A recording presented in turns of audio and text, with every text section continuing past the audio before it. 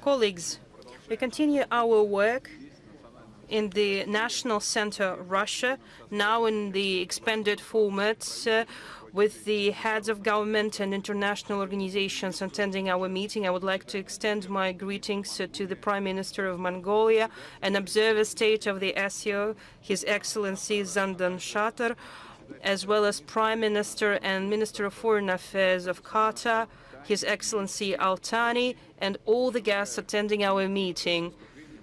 I propose that move on to the speeches in line with the approved agenda, and allow me to speak on behalf of the Russian Federation.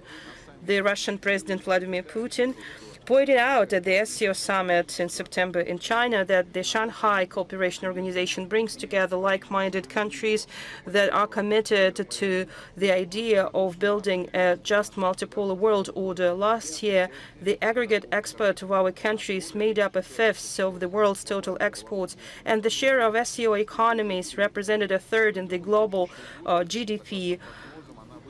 It is predicted that in 2025 it will grow even more and will amount to 35%. Today, the SCO includes 10 countries, 2 observer states, and 15 dialogue partners. The geography of our organization covers almost the entire Eurasia.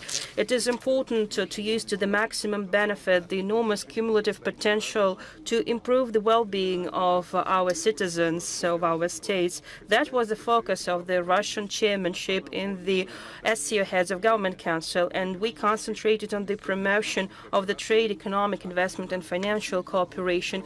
We were actively involved in the work of the SCO Business and Youth Council's Interbank Consortium Forum of Heads of SCO member states, regions, and other SCO structures. It is important to build a just and resilient energy development model that complies with the principles of equality, mutual responsibility, and technological partnership. To enhance transport connectivity, we need to expand infrastructure of international corridors and to create favorable conditions for rail transport and to use modern digital technologies and services. In agriculture, we offer to enhance cooperation in breeding and seed production, innovative agriculture.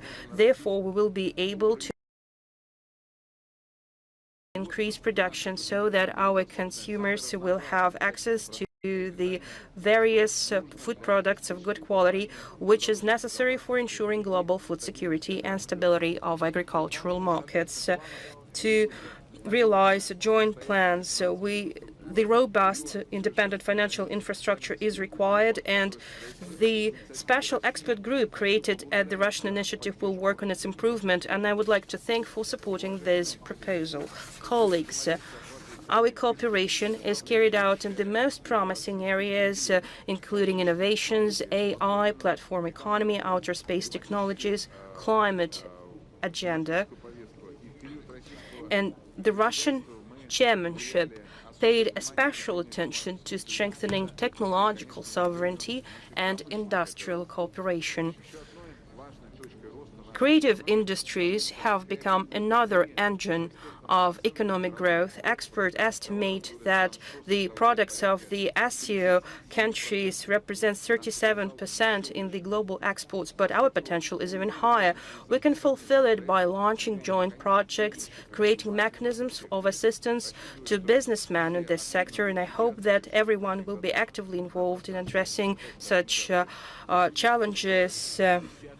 Tens of millions of talented persons live in the SCO region, and we need to support their creative plans.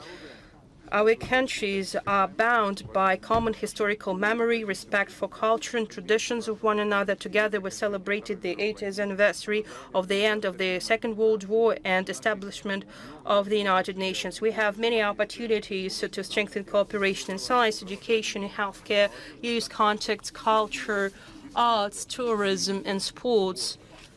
Such initiatives are in demand among our citizens, and there is no doubt about it, and we need to start their practical implementation as soon as possible. Colleagues, friends, directions for our further joint action were approved by the heads of state in the SCO development strategy until 2035. The Russian President Vladimir Putin highlighted that it defines main areas of the SCO's work in policy, economy, security, and humanitarian field.